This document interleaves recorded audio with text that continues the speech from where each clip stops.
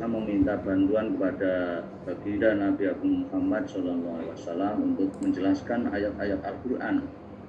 Namun dengan wafatnya baginda Nabi Muhammad SAW, umat Islam kehilangan tempat meminta penjelasan ayat-ayat Al-Quran.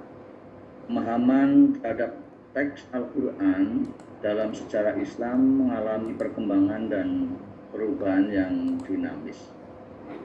Salah satu metode yang dapat memperkaya pemahaman Al-Quran itu adalah hermeneutika. Hermeneutika sebagai metode pemahaman atas pemahaman atau understanding of understanding dapat diterapkan untuk ilmu-ilmu kemanusiaan yang objeknya adalah ekspresi kehidupan meliputi konsep, tindakan, penghayatan manusia. Hermeneutika adalah kata yang sering didengar dalam bidang teologi, filsafat, bahkan sastra. Itu yang jadi latar belakang dalam tulisan kami, sehingga kami menyampaikan rumusan masalah. Yang pertama, bagaimana konsep dan gambaran umum hermeneutika Al-Quran. Yang kedua, apa sajakah ruang lingkup hermeneutika, dan yang ketiga, bagaimana relasi Muslim terhadap hermeneutika Al-Quran.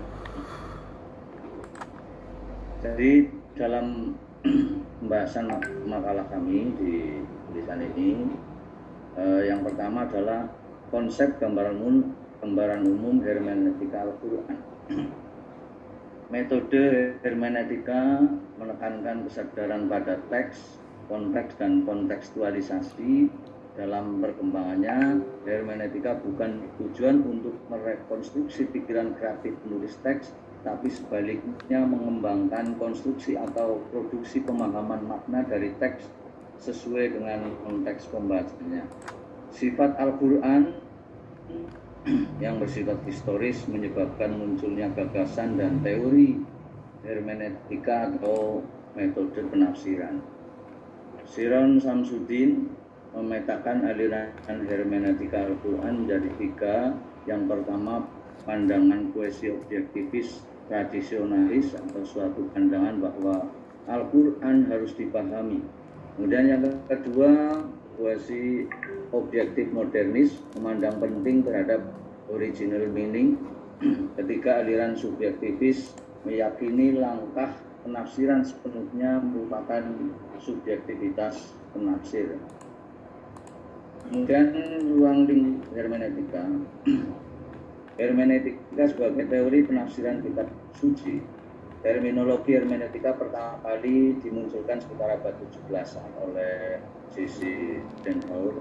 Meskipun sebenarnya kegiatan penafsiran dan pembicaraan tentang teori-teori penafsiran, baik itu terhadap kitab suci, sastra, maupun dalam bidang hukum sudah berlangsung sejak lama. Misalnya dalam agama Yahudi, tafsir terhadap teks-teks Taurat telah dilakukan oleh para ahli kitab. Dan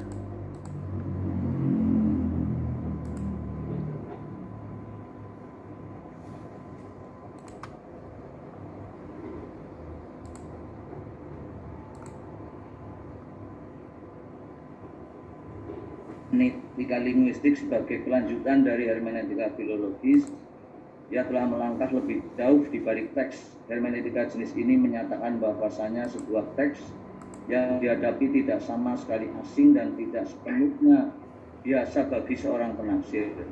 Keasingan suatu teks di sini diatasi dengan mencoba membuat rekonstruksi imajinatif atau situasi zaman dan kondisi batin pengarangnya dan empati dengannya. Kemudian hermeneutika sebagai fondasi metodologis dari Weissenstein.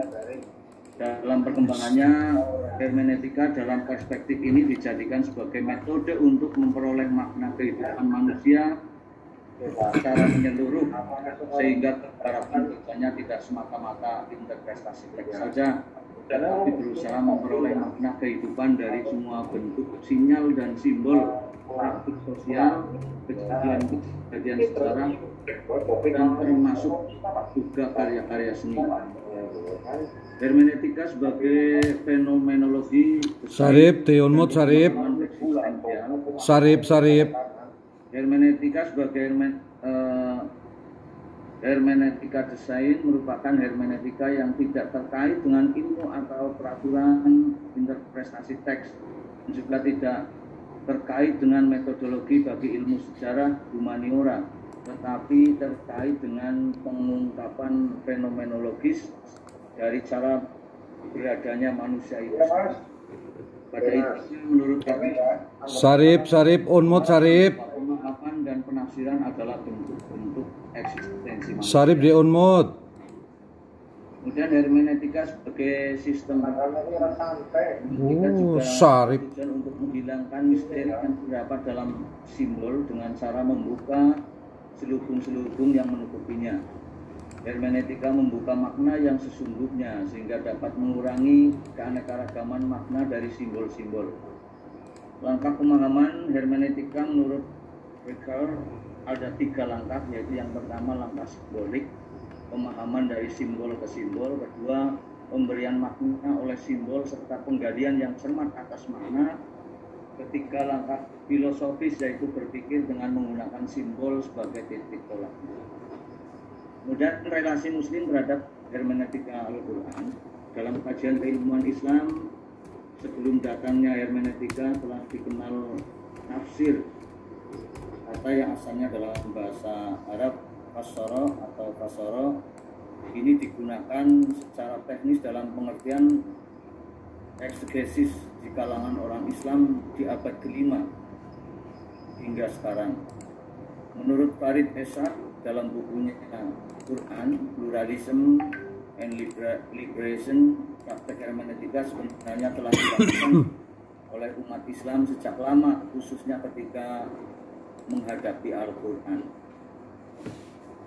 Bukti dari itu adalah problematika hermeneutik itu senantiasa dialami dan dikaji. Warahmatullahi wabarakatuh.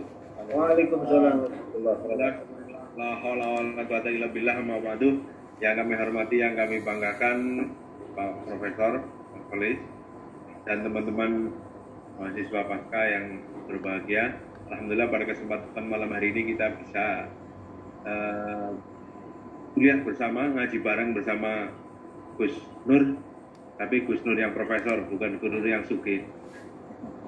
Terima kasih. Malam hari ini kami kebetulan cerita atau mendapatkan tugas untuk membuat makalah. Kami beri judul dengan relasi muslim dengan Al-Quran, bentuk resepsi hermeneutik. Kemudian silakan di latar belakang Pak. Di latar belakang Pak Ibu. Kami bacakan secara lengkap, saya lebih ada pandangan yang ada persepsi yang bagus. Latar belakang masalah, Al-Quran sangat sentral dalam pandangan dunia umat Islam. Ia menjadi sumber inspirasi, pedoman hidup, landasan berpikir, dan bahkan sebagai segala-galanya dalam kehidupan. Itulah sebabnya Al-Quran adalah bagian dari hidup dan kehidupan umat Islam.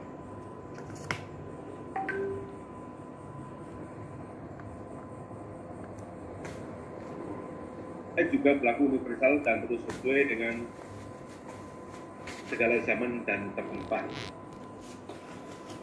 Dewasa ini berkembang wacana tentang metode penafsiran hermeneutik terhadap Al-Quran. Sebagai sebuah metode penafsiran, hermeneutik tidak hanya memandang teks, tapi juga berusaha menyelami makna kandungan literarnya. Lebih dari itu, hermeneutik berusaha menggali makna dengan mempertimbangkan horizon-horizon yang melingkupi teks tersebut. Horizon yang dimaksud adalah horizon teks, horizon pengarang, dan horizon pembaca. Dengan memperhatikan ketiga horizon tersebut, diharapkan suatu upaya pemahaman atau penafsiran menjadi kegiatan rekonstruksi dan reproduksi makna teks, yang di samping melacak bagaimana satu teks itu dimunculkan oleh pengarangnya dan muatan apa yang masuk dan ingin dimasukkan oleh pengarang ke dalam teks yang dibuatnya. Juga berusaha melahirkan kembali makna tersebut sesuai dengan situasi dan kondisi saat teks tersebut dibaca atau dipahami. Slide berikutnya Pak, rumusan masalah. Ibnu. Udah itu. Yang itu lain ini malah gambarnya Pak Sarif. Rumusan masalah itu udah. Rumusan masalah. Yang pertama adalah bagaimana hermeneutik dalam Al-Quran. Yang kedua, bagaimana pendekatan hermeneutik dalam penafsiran Al-Quran. Pembahasannya, yang pertama, hermeneutik dalam Al-Quran. Mungkin kalau tidak keliru ada lima macam presentasi tentang hermeneutik yang makalah ini mungkin, sehingga mungkin sering disebut asal katanya dari bahasa apa. Saya bacakan secara utuh. Secara etimologi berasal dari bahasa Yunani, yaitu berasal dari kata hermeneuin yang berarti menafsirkan, dan kata benda hermenea yang berarti interpretasi.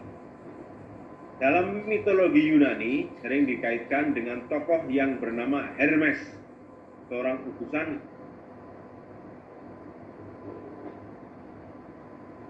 yang menyampaikan pesan. Inilah yang mengalih bahasakan dari bahasa dewa ke bahasa manusia.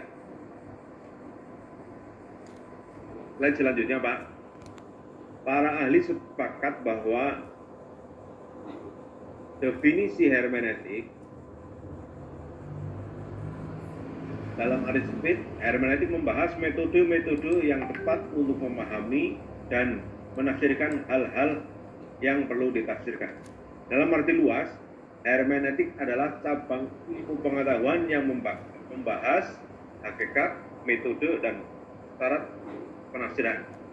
Dari semua definisi yang ada, dapat diambil kesimpulan bahwa hermeneutika merupakan proses mengubah dari ketidaktahuan menjadi mengerti, mengubah dari sesuatu yang abstrak menjadi suatu ungkapan yang jelas dalam bahasa yang dapat dipahami manusia, atau cara menafsirkan teks untuk mengungkap makna yang tidak tampak secara literal dalam teks tersebut. Hermeneutik adalah alat-alat yang digunakan terhadap teks dalam menganalisis dan memahami maksudnya secara menampakkan nilai yang dikandungnya. Secara singkatnya adalah cara kerja yang harus ditempuh oleh siapapun yang hendak memahami satu teks, baik yang terlihat nyata dari teksnya maupun kabur, bahkan tersembunyi akibat perjalanan sejarah atau pengaruh ideologi kepercayaan. Slide yang ke-8, Pak. Pendekatan hermeneutik dalam penafsiran Al-Quran. Hermeneutik merupakan sebuah disiplin filsafat yang memusatkan pada persoalan interpretasi terhadap teks, terutama teks suci yang datang dari kurun waktu lokal serta situasi sosial yang asing bagi pembacanya.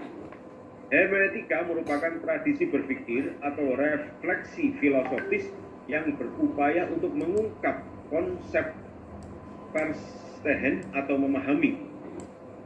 Pembacaan hermeneutik terhadap Al-Quran menjadi signifikan dan mempunyai bobot urgensi yang cukup tinggi untuk mendukung upaya-upaya tersebut. Tidak dapat dipungkiri, metodologi semacam ini hadir dengan kemasan yang beragam.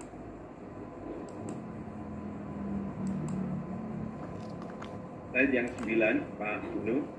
Hermeneutik sebagai metode pemahaman mencoba memasuki wilayah pemahaman kitab suci. Pemahaman dalam perspektif hermeneutika adalah bersifat linguistik, holistis, dan ontologis. Dalam perkembangannya, hermeneutika telah menjadi bagian dari kajian filsafat. Aliran-aliran hermeneutika juga telah terpetakan. Dalam hal ini, Tahiron Samsudin memetakan aliran hermeneutika dalam Al-Quran menjadi 3 kelompok.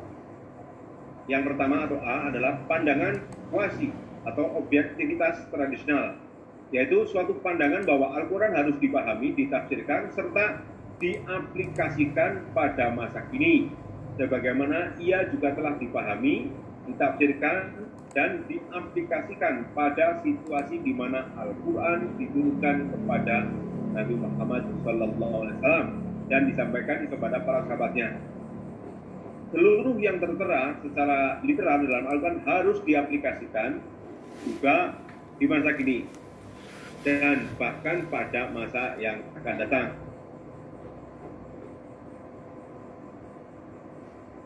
Slide yang ke-11, Pak. B, pandangan yang kedua adalah pandangan kuasi objektivitas modernis. Aliran ini juga menganggap penting terhadap makna asal, namun makna asal tersebut hanya sebagai pijakan awal untuk melakukan pembacaan terhadap Al-Quran di masa kini. Itu aliran yang kedua menurut Pak Sakiron. Kemudian aliran yang ketiga, pandangan subjektivitas. Aliran yang meyakini langkah penafsiran sepenuhnya merupakan subjektivitas penafsir. Karena itu, setiap generasi berhak menafsirkan Al-Quran sesuai dengan perkembangan ilmu pengetahuan. Karena pengaruh subjektivitas.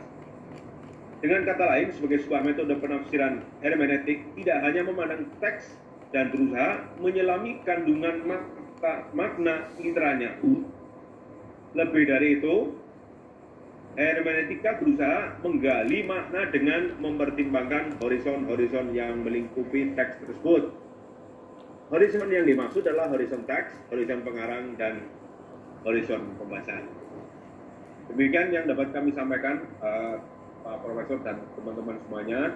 Mohon maaf jika banyak kekurangan dan kami butuh masukan dari semuanya sekaligus pencerahan dari Pak Profesor. Terima kasih. Assalamualaikum warahmatullahi wabarakatuh. Salam. Baik, Pak Edi dan Pak